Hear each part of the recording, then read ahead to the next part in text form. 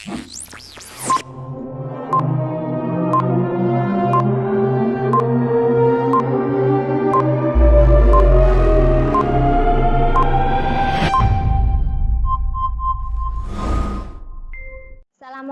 warahmatullahi wabarakatuh.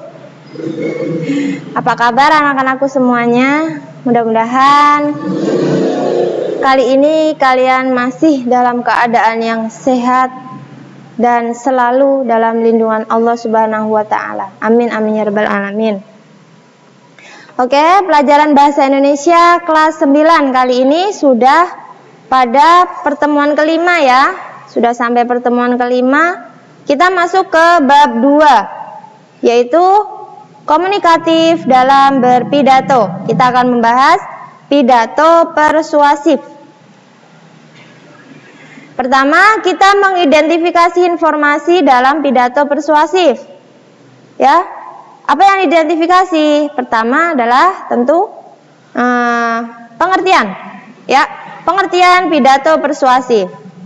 Pidato persuasif adalah jenis pidato yang bertujuan untuk menarik perhatian, memengaruhi, mengajak, atau membujuk para pendengar supaya mereka menjadi yakin dan mau mengambil tindakan, bahkan melakukan sesuai dengan tujuan pidato tersebut.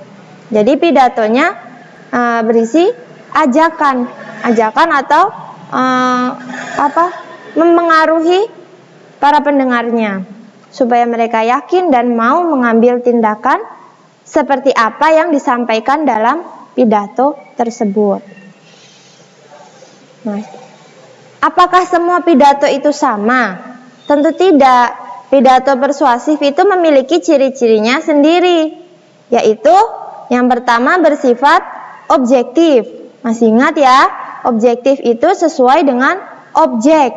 Ya, jadi dapat dipertanggungjawabkan kebenarannya. Objektif itu yang disampaikan adalah benar adanya. Jadi tidak ditambah-tambahkan dengan pendapat kita, ya. Tidak ditambah-tambahkan dengan pendapat kita sendiri.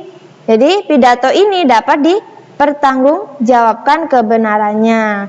Yang kedua, memiliki tujuan yang jelas, yaitu memengaruhi, membujuk dan atau mengajak.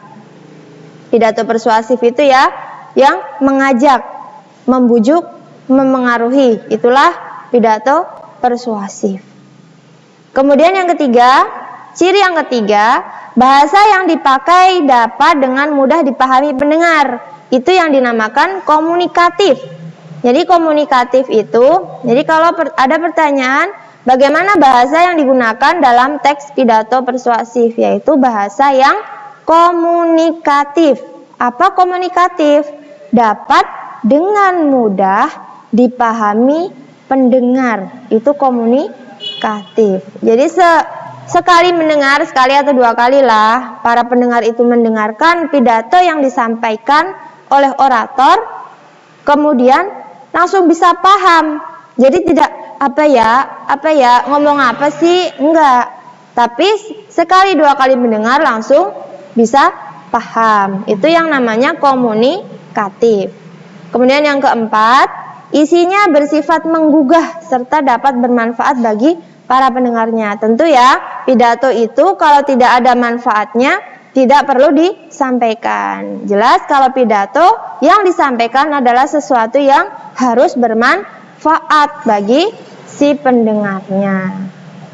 Nah, bedanya dengan pidato yang lain, pidato persuasif ini bersifat menggugah, jadi mengajak, membakar semangat pendengarnya, bisa menggugah semangatnya.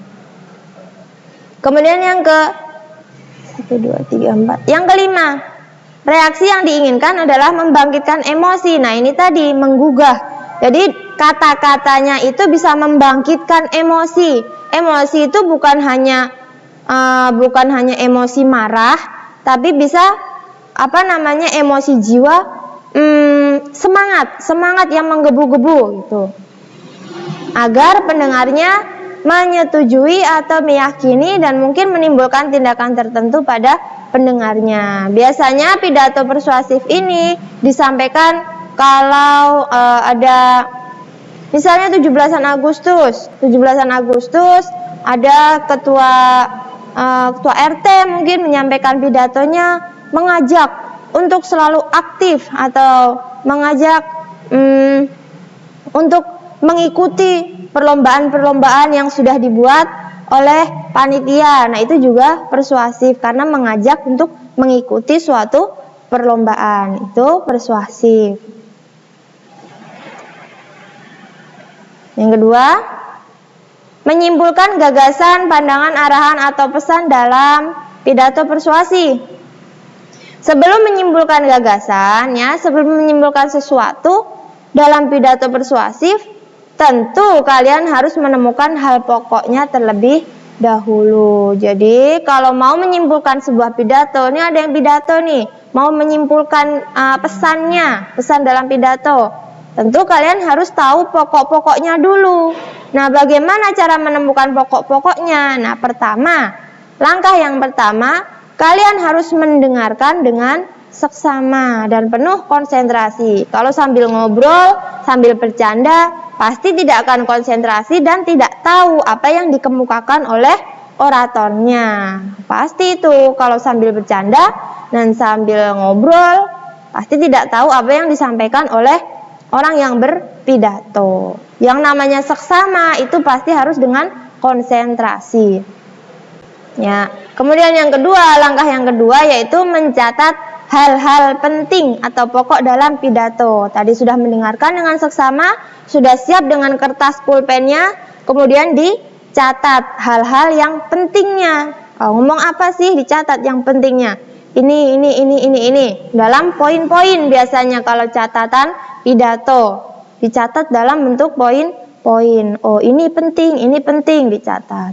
Nah, setelah dicatat, kemudian kalian bisa menyimpulkan gagasan atau pokok pidatonya. Sudah dicatat, punya catatan dalam poin-poin, kemudian dapat disimpulkan, oh tadi intinya ini, ini. Nah, kalian bisa menyimpulkan, oh berarti pidato yang disampaikan tadi intinya adalah seperti ini nih, itu disampaikan, disimpulkan. Nah, perhatikan dalam menyimpulkan sesuatu, menyimpulkan pidato. Nah, simpulannya itu harus memuat seluruh hal pokok atau isi pidato. Jadi jangan separuh-separuh, tapi harus memuat seluruh isi pidato. Kemudian, simpulan juga tidak boleh menyimpang dari isi pidato. Yang dipidatokan adalah tentang 17-an Agustus, kalian menyimpulkan bahwa setiap minggu tidak ada kerja bakti. Lah, nggak sesuai dengan yang dipidatokan. Kalau yang dipidatokan temanya 17 Agustus, ya berarti isinya tentang 17 Agustus. Bisa apa itu 17 Agustus, kemudian apa hikmah 17 Agustus, ada apa 17 Agustus kan misalnya isinya. Atau ada acara apa 17 Agustus, itu isinya. Jadi kalau kalian kesimpulannya 17 Agustus isinya atau simpulan yang dibuat itu menyimpang, berarti masih salah kesimpulannya. Kemudian simpulan juga bukan komentar, melainkan ringkasan isi pesan. Jadi simpulan itu ringkasan ringkasan isi pesan, bukan komentar kalian ya. Kalau komentar itu nanti ada tempatnya sendiri, bukan untuk menentukan hal-hal pokok dalam pidato. Yang terakhir yaitu memberikan komentar terdapat isi pidato. Kan tadi di sini simpulan, bukan komentar. Komentarnya di mana? Ada tempatnya sendiri di sini. Setelah disampaikan kesimpulannya apa, baru memberikan komentar terhadap isi pidato. Jadi tidak langsung berkomentar. Nah, komentarnya yang seperti apa? Komentarnya yang bersifat positif, jadi tidak boleh julid ya. Komentarnya tidak boleh julid. Apa sih julid? Buka kamus. Julid, ya apa ya? Nah, jadi harus bersifat positif. Positif itu seperti apa? Komentar yang memberi masukan. Komentar yang memberi masukan. Nah, komentar yang memberi masukan yang baik. Ini maaf ya, salah ketik karena U dekat dengan I. Yang baik dan membangun. Komentar yang untuk memberi masukan yang baik dan membangun. Itu yang dinamakan komentar positif. Ya, dan tidak menjatuhkan. Jadi komentarnya yang baik-baik saja. Komentarnya yang membangun supaya pidatonya itu lebih bagus lagi. Itu yang namanya komentar membangun, sifatnya positif. Tadi satu, tidak boleh komentar julid ya. Apa ya julid ya? Cari di kamus.